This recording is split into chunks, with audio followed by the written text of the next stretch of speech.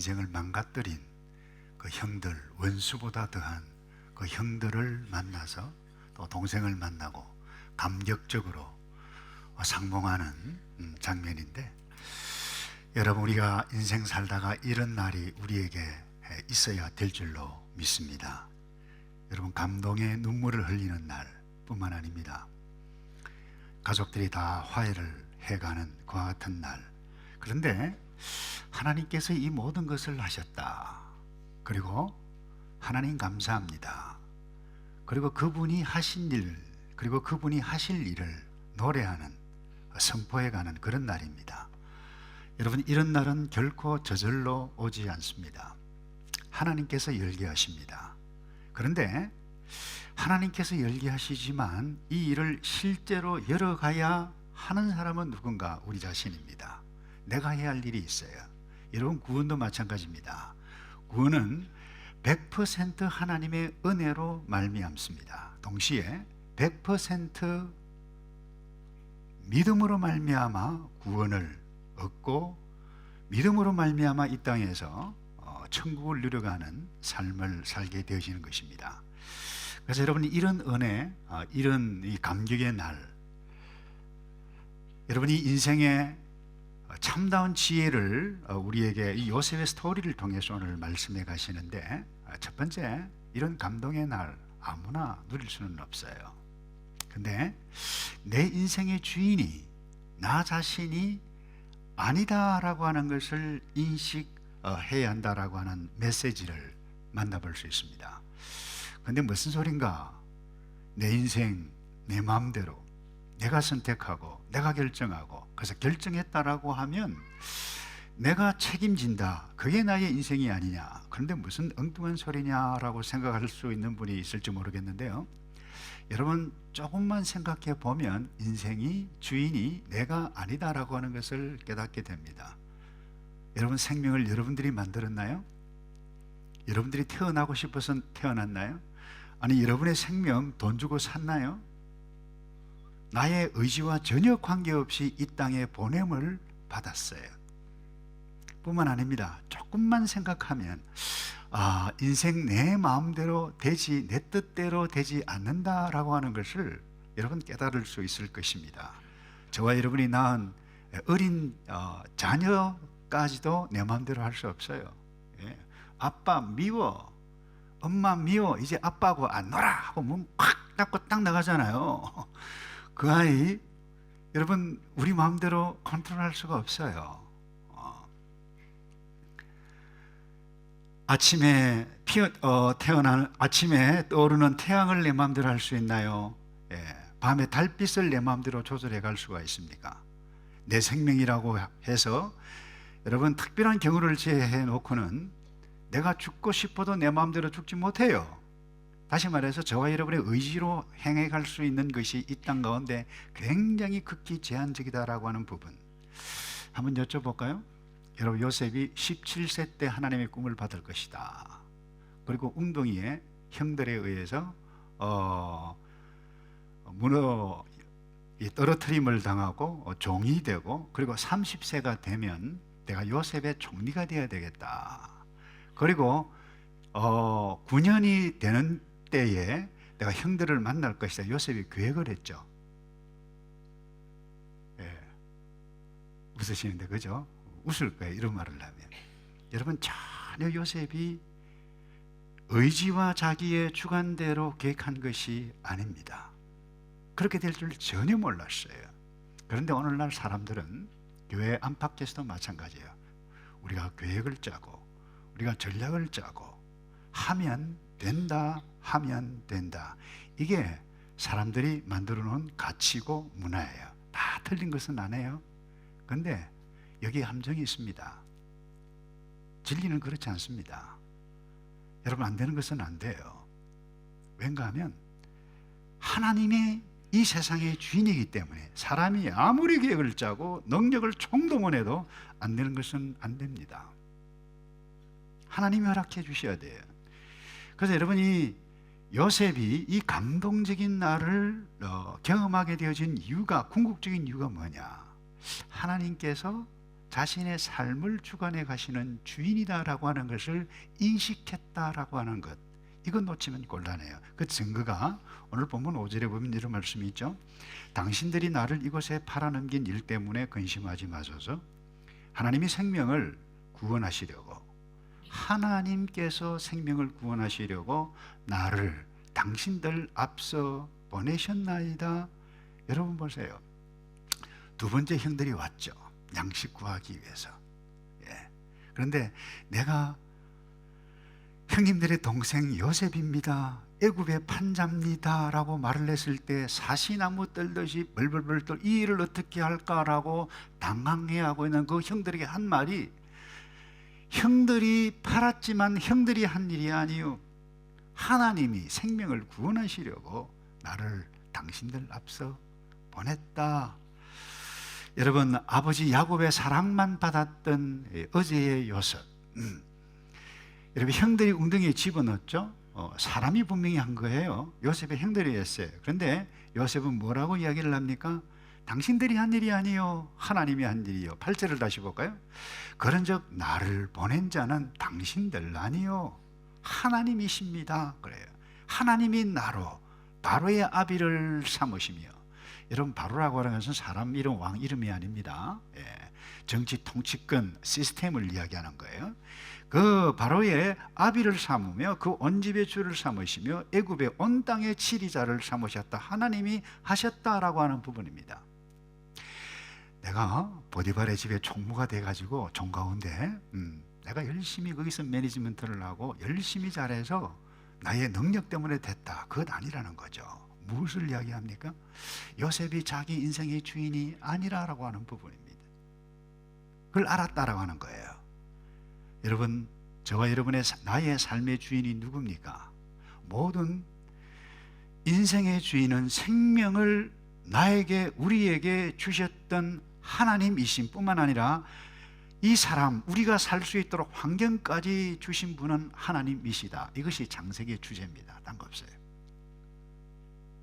하나님이 다스리신다.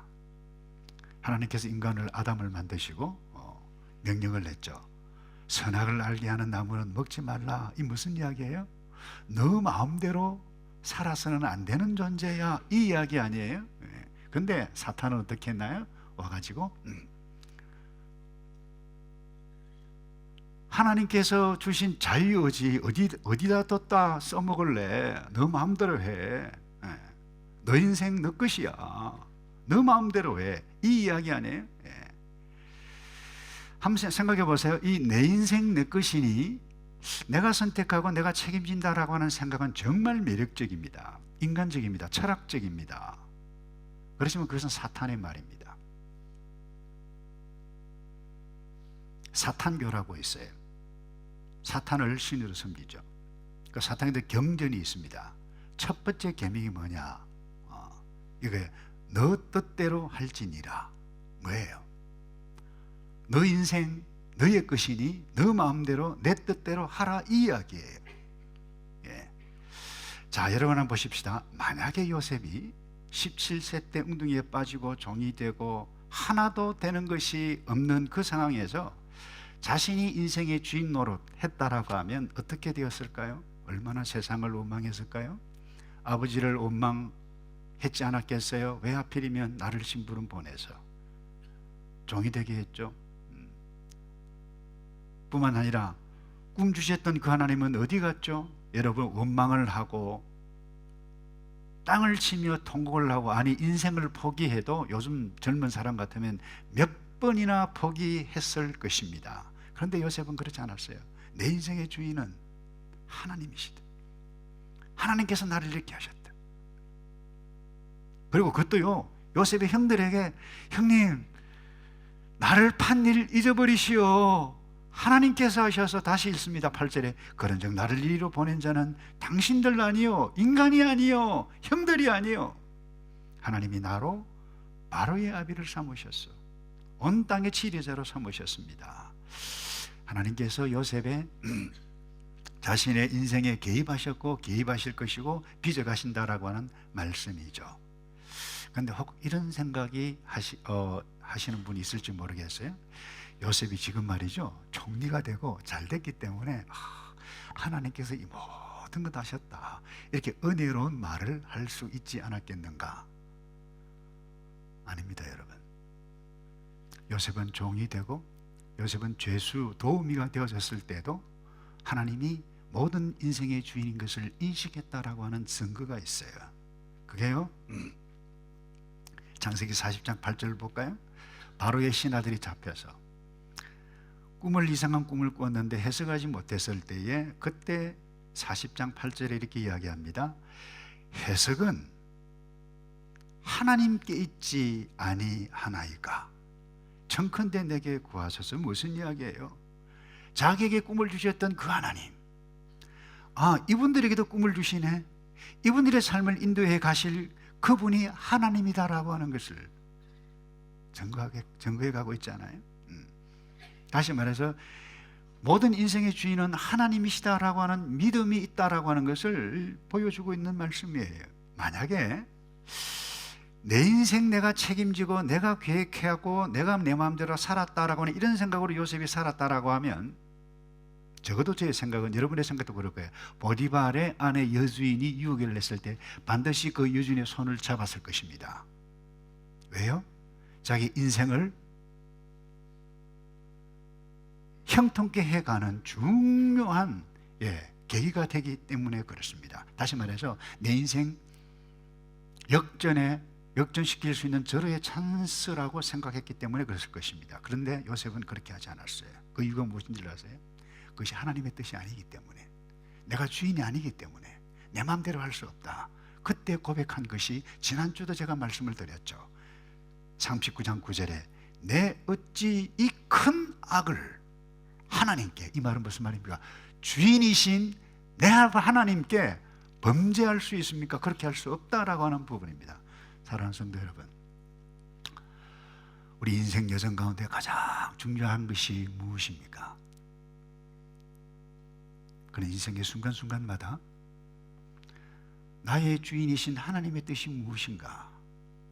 그건 물어야 돼요. 말씀을 통해서 보아야 돼요. 그리고 내 머리로는 도무지 이해가 안 되지만 그 뜻에 맡기는 훈련을 또 해가고 그렇게 행해가면서 이 땅을 살아가야 돼요. 왠가 하면 저 여러분이 나의 인생의 주인이 아니기 때문에 그래요. 이것을 신학적으로 두고 하나님의 주권이라, 하나님의 섭리에 따른다, 이렇게 표현을 합니다. 여러분, 요셉이 이 감동적인 이 날을 어떻게 맞이할 수 있었을까요? 여러분, 저와 여러분의 인생 가운데 이런 행복한 날, 천국의 날, 원수 같은 사람과 함께 하나가 되는 그와 같은 날, 어떤 자에게 주시는 하나님의 은혜고 선물이고 계신 줄 아세요? 두 번째로 한번 따라서 할까요? 심판자로 살기보다 화해자로 살겠습니다. 여러분, 저는 우리 모두가 믿어요. 이 세상의 심판은 반드시 있습니다. 여러분 믿습니까? 심판이 반드시 있어요. 저는 반드시 있어야 된다고 인간적인 논리로도 생각합니다. 여러분, 억울한 누명을 덮어쓰고 생고생을 하고 여러분 억울하게 죽어갔던 사람도 이 세상에 많이 있어요. 지금도 있을 거예요.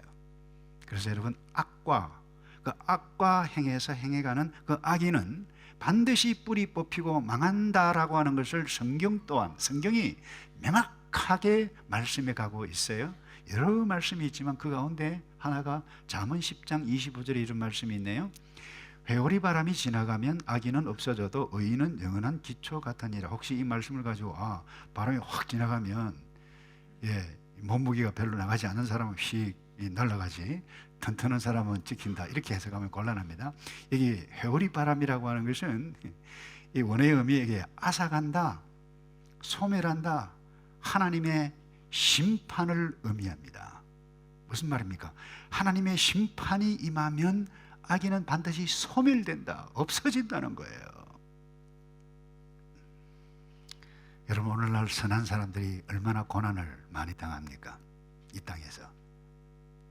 하나님은 선한 자를 결코 외면치 아니하십니다. 이게 진리입니다. 임시적으로 템포러리로 여러분 손해를 보고 악한 세상에 어려움을 당할 수 있습니다만은 근데 그것이 그대로 둔다, 영원히 그대로 파묻힌다, 이것은 여러분 하나님의 뜻이 아니에요. 이런 의미에 있어서 심판은 반드시 있어야 됩니다. 악한 요셉의 형들, 이런 의미에서 심판을 반드시 받아야 합니다. 죄가 있는 사람은 심판을 받습니다. 받게 돼 있어요. 그런데 문제는 이 심판을 말이죠, 요셉이 하면 이런 감동적인 날을 맞이할 수가 없어요. 다시 말해서 내가 심판자가 되면 안 된다는 거죠. 그게 오늘 이 메시지입니다. 심판은 나의 몫이 아닙니다. 하나님, 모든 생명을 지으신 주인이신 하나님의 몫이지 내가 심판해서는 안 된다는 것입니다. 내가 만약에 심판자가 되면 나의 인생이 반드시 꼬이게 됩니다. 내가 반드시 심판을 받게 됩니다. 요셉의 형들을 보십시오. 그들은 어제 심판자가 됐네요. 판단자가 됐네요. 아니, 우리 아버지는 이상해. 요셉만 아들인가? 왜 우리는 아들이 아닌가? 왜 우리는 사랑하지 않는가? 왜 편해야지? 이런 평가 어느 누구나 다 할 수 있습니다. 근데 이 수준의 뿐만 아닙니다. 저희 아버지의 사랑 독차지하는 것만 해도 얄미운데 요 녀석이 고자질까지 하네요. 그래서 이 형들이 어떤 생각을 했습니까? 저 고자질하는, 안 그래도 마음에 안 드는데 고자질까지 하는 저 녀석, 이 버릇을 고쳐줘야 되겠네.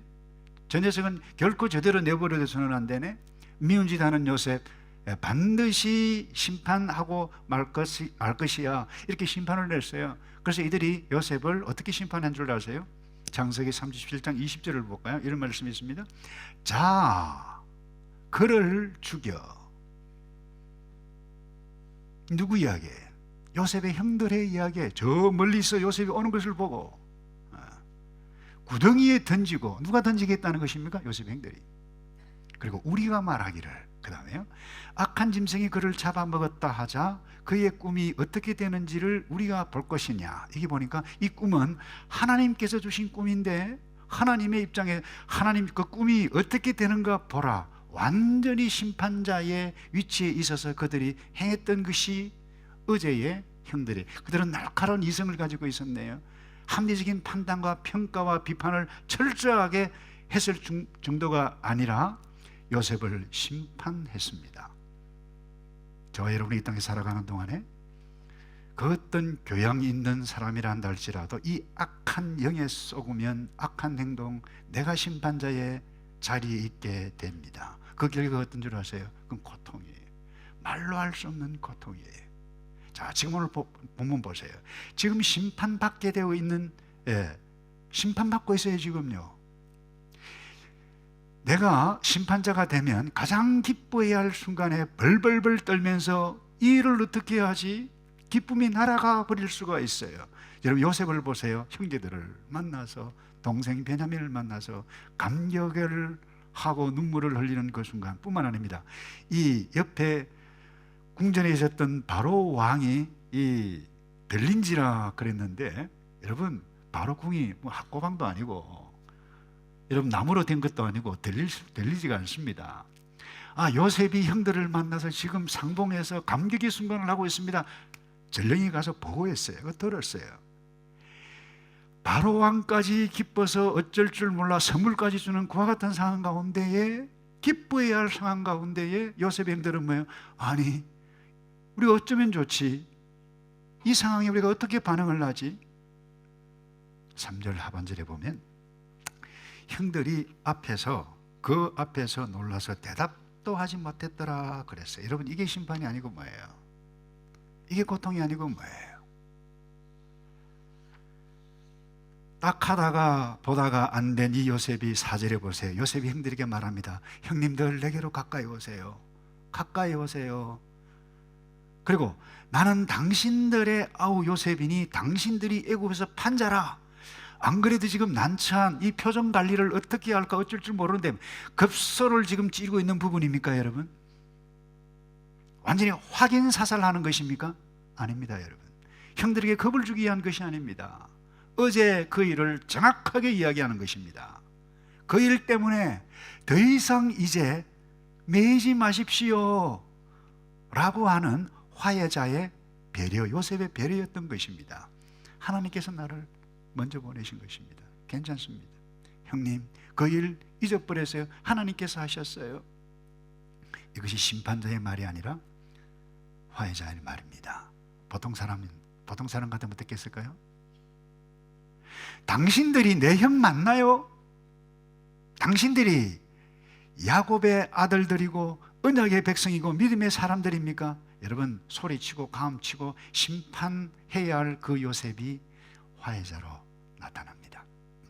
여러분, 감격의 날, 행복의 날, 기쁨의 날을 누리는 사람이 사용하는 언어가 바로 이런 것입니다. 사실 이런 의미에 있어서 요셉의 인격은 참으로 귀한 것은 틀림이 없습니다. 그런데 여러분, 성경은 이 요셉의 인격의 고매함, 이것을 드러내기 위해서 성경 기자가 기록하고 있다, 이렇게 생각하면 곤란합니다. 여러분, 이 성경 전체는 그래요. 인간을 결코 영웅으로 만들지 않습니다. 여러분, 인간 요셉이었다라고 하면 심판을 하더라도 몇 번씩이나 했을 것입니다. 그런데 그 인간 요셉이지만 하나님께서 함께 하시고 함께 하시는 하나님을 인식하고 하나님을 붙잡고 함께 했던 이 요셉, 성령의 사람이었다라고 하면 복수가 아니다, 심판이 아니다, 화해자로 만들어 가시는 오묘하신 하나님의 구원의 역사가 여기에 있다라고 우리에게 말씀해 가고 있어요. 그런데 여러분, 우리는 늘 심판자로 살아가고 있어요. 집에서도, 직장에서도, 교회에서도, 목장에서도, 식당에서도 남편을 심판합니다. 아내를 심판해요. 자녀를 심판하고 부모를 심판합니다. 사람을 심판합니다. 교회 안에서 저 집사는 너무 말이 많아, 저 집사는 너무 부정적이야, 저 집사는 뭔가 줏대가 없는 것 같아, 주관이 없어, 저 사람은 너무 아부가 심해. 누가 심판하나요? 저와 여러분이 해요. 요셉의 형들처럼 판단자가 누가 되나요? 저와 여러분이 돼요. 심판자 노릇하는 것입니다. 그런데 여러분, 이 비판하고 심판하고 판단하는 행위를 예수님의 동생 야고보 선생님은 이렇게 이야기를 했습니다. 야고보 2장 4절에 너희끼리 서로 차별하며 그랬어요. 왜 차별합니까? 판단했기 때문에. 내 편이 아니야. 코드가 맞지 않아. 누가 판단합니까? 내가. 악한 생각으로 판단하는 자가 되는 것이 아니냐, 악하다고 표현을 하고 있습니다. 그 다음에 야고보 4장 11절에 이렇게 말씀하죠. 형제들아, 서로 비방하지 말라. 형제를 비방하는 자나 형제를 판단하는 자는 곧 율법을 비방하고 율법을 판단하는 것이라. 너가 만일 율법을 판단하면 율법의 준행자인데 율법의 준행자가 아니고 재판관이로다, 너가 하나님이로다, 이 이야기 아니에요. 그런데 하나님, 아니 목사님, 성경 말씀 그렇다 치고 우리에게는 입이 있고 눈이 있고 듣는 귀가 있는데 보지도 말고 말하지도 말라는 것입니까? 어떻게 하라는 것입니까? 우리는 다 보고 다 평가해야만 합니다. 그런 능력이 다 있어요. 근데 성경의 메시지는 그게 아니에요. 요셉을 좀 보아라, 이 이야기예요. 요셉이 어떻게 했나? 여러분, 요셉은 힘이 있었어요. 권력이 있었습니다. 모든 것을 다 지고 있었어요. 한 칼에 날릴 모든 것을 다 가지고 있었습니다. 그런데 요셉이 어떻게 했습니까? 절제했어요. 힘이 있었지만 절제했어요. 돈이 있었지만 절제했어요. 능력이 있었지만 절제했어요. 절제하는 온유한 자였어요. 그래서 절제했던 그 힘을 가지고 2번씩이나 시험을 냈네요. 형들을 회개하도록 돕도록. 그리고 회개했을 때에 화해자로 살았습니다. 여러분, 하나님은 일방적으로 우리에게 사랑으로 일방적으로 우리에게 구원을 주십니다. 그런데 구원이 우리에게 현실로 나타날 때는 결코 여러분 일방적이지 않습니다. 하나님의 사랑을 일방적으로 받으면 반드시 나라고 하는 인생이 이런 존재이군요. 주님 깨닫게 해주신 것을 감사합니다. 회개합니다. 내가 죄인이다. 이걸 회개라고 그래요. 요셉과 요셉의 형들 사이도 마찬가지예요. 회개함이 없이는 화해가 일어나지 않아요. 회개함이 없이는 구원함이 없어요. 회개함이 없이는 결코 이 땅에서 저와 여러분의 가정에서 저 여러분의 목장에서 이 신앙생활 가운데 결코 천국을 경험해 갈 수가 없는 것입니다. 하나님의 사랑은 일방적이에요. 그러나 우리에게 나에게 사랑이 찾아오고 구원이 찾아왔을 때에 성령께서 역사하실 때 반드시 회개함이 일어나. 그래서 회개함이 없이는 결코 구원이 있을 수가 없습니다.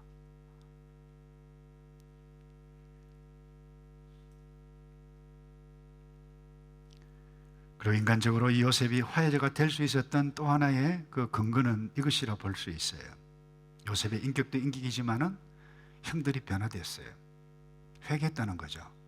지난주 말씀을 나누었죠. 요셉의 네 번째 형 이 유다가 요셉이 음모를 꾸민 거죠. 두 번째 시험 베냐민 자루에 은잔을 넣었던 것, 그 요셉이 시킨 거예요. 근데 유다가 뭐라고 고백했죠? 하나님이 우리의 죄를 적발했다고 표현했어요. 그리고 하나밖에 없는 저 동생 여기에 있으면 큰일 납니다. 아비에게 올려보내서 대신 나를 종이 되게 해 주십시오. 회개했어요. 유다가 이 말을 듣고 눈 녹듯이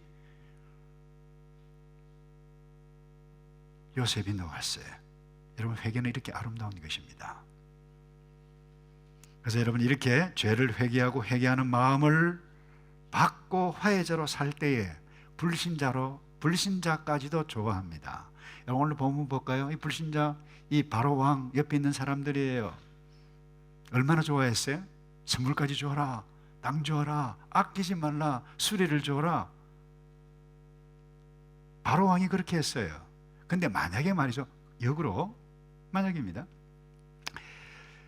요셉의 형들을 복수했다고 생각해 보십시다. 처형했다고 생각해 보십시다. 바로 그 순간 이 전령이 바로에게 보고를 했을 것입니다. 보고를 딱 받았을 때에 바로가 어떻게 생각했을까요? 와, 저 친구 무서운 놈이야.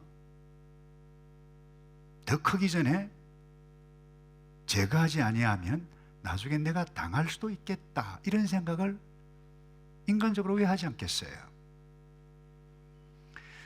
여러분, 내가 심판자 노릇 하다 보니 인생이 꼬이고 고통이 오게 되어진다는 것입니다. 우리가 심판자로 살아서는 안 됩니다. 예수님께서도 판단하시는 분은 오직 하나님이시다. 우리 다 같이 요한복음 8장 50절을 한번 읽을까요? 시작. 나는 내 영광을 구하지 아니하나 구하고 판단하시는 이가 계시니라. 한번 따라서 할까요? 심판은 하나님께, 화해는 내가. 여러분, 심판자가 되지 않기를 주님의 이름으로 축복합니다. 마지막으로요, 이 요셉은 여러분 이 45장 46장 계속해서 쭉 여러분들이 묵상을 하시면 요셉은 자기에 대해서 별로 말을 하는 것이 별로 없다, 이것을 보게 됩니다. 하나님을 드러냈어요. 그런데 대부분 사람들은 자기 자신의 미래를 염려하고 이름 석자 때문에 자기 말을 하고 자기가 뜨기를 위해서 산다고 해도 지나친 말은 아닐 것입니다. 그런데 요셉은 자기를 별로 드러내지 않아요. 오늘 본문에 딱 한 번 이야기합니다. 당신들이 판 요셉입니다. 딱 한 번 이야기해요. 그리고는 하나님께서 어제 어떻게 일을 하셨고 또 앞으로 어떻게 하실 하나님의 일을 말씀해 가고 있어요. 다시 정리합니다. 여러분, 적어도 사람이라고 하면, 형님들 만났다라고 하면 이런 말 할 법하지 않습니까? 형님들 그때 왜 그렇게 했습니까? 한 번만 봐달라고 했을 때 어떻게 그렇게 야속했습니까? 어찌 그럴 수 있습니까? 그렇게 말하지 않았어요. 형님들, 내가 종으로 끌려가서 노예시장에 처절하게 서 있었던 그 어제를 형님들 생각 한번 해보셨습니까? 내 아버지 사랑만 받고 자랐는데 얼마나 고생했는 줄 압니까? 그런 말 하지 않았어요. 이 요셉이 자신을 감추고 자신의 인생 가운데 역사하신 하나님, 그 오묘하신 손길을 이야기해요. 하나님이 나를 이곳에 보냈습니다. 하나님께서 하셨습니다.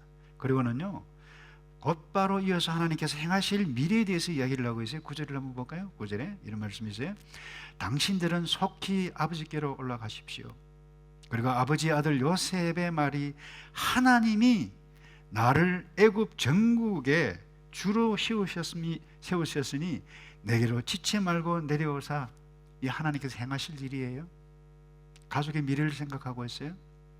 다시 이야기합니다. 11절에 흉년이 아직 5해가 있으니 내가 거기서 아버지를 거기서 고센 땅으로 모시겠습니다. 이미 이야기를 했어요.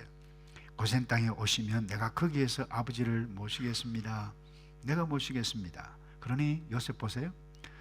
자신에 대해서 이야기하지 않아요.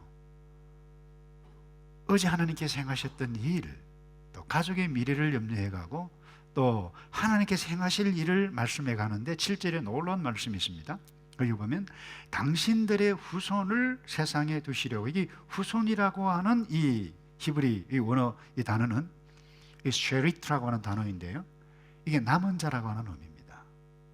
여러분, 구약에는 이 남은 자의 사상이 있어요. 세상이 아무리 타락해도 남은 자가 있다. 하나님을 경외하는 사람. 셋이 있다. 노아가 있다. 하나님께서 선택한 아브라함의 후손이지만 언약의 백성 가운데 다 타락했지만 그 가운데서 남은 자가 있다. 그루터기가 있다. 이게 구약의 면면이 흐르는 이 남은 자의 사상이에요. 이것이 여기서부터 나타나고 시작하고 있어요. 누구를 통해서? 요셉을 통해서. 요셉의 사역을 통해서 후손을 세상에 두시려고 하나님께서 행하실 구원의 역사를 이루어가고 있다고 하는 것을 보게 됩니다. 놀랍지 않습니까, 여러분? 말씀을 정리합니다. 사랑하는 성도 여러분, 인생을 사는 순간순간마다 앞으로 어려운 일들을 만나게 될 것입니다. 그때 내 인생 끝났다라고 생각하는 것이 아니라 내 인생의 주인은 하나님께 달려있다라고 하는 믿음의 훈련을 해가시기를 축복합니다. 그래서 그분께 맡겨야 돼. 그래서 그분의 뜻대로 내가 말씀을 묵상하고 큐티를 하고 암송을 하고 아버지의 뜻이 여기에 있네. 그래서 훈련을 하고 또 순종해가는 이와 같은 훈련을 행해가는 것입니다. 내 인생 여정에 있어서 판단해야 할 일들 너무나도 많이 만날 것입니다. 그런데 내가 판단하고 내가 심판하면 반드시 여러분의 인생이 꼬일 것입니다. 고통을 만들게 될 것입니다. 세상 사람들은 자기의 미래를 말하고 자기를 이야기하고 자기를 드러내려고 위해서 살지만 나의 주인이신 그분께서 하신 일, 하실 일을 여러분들이 많은 사람들에게 증거해 가며 드러내며 나의 주인이신 그 하나님께 온전히 충성해 가는 저와 여러분 되시기를 주님의 이름으로 축복합니다. 아멘. 다 같이 기도하겠습니다. 하나님, 우리를 사랑해 주셔서 나 자신이 죄인인 것을 깨닫고 하나님의 백성이 되게 해주신 것을 인식하게 해주신 것을 감사합니다. 내가 이 땅에 살지만 내가 인생의 주인이 아니라 하나님이 주인인 것을 믿고 인생의 그 어떤 애꿎은 일들을 만난다 할지라도 끝이 아니라 내 인생의 주인이신 하나님께서 빚어가실 그 뜻 붙잡고 순종해가는 훈련을 행해가며 여호와 하나님의 멋진 백성으로 살 수 있도록 도와 주시옵소서. 예수 그리스도의 이름으로 기도하옵나이다.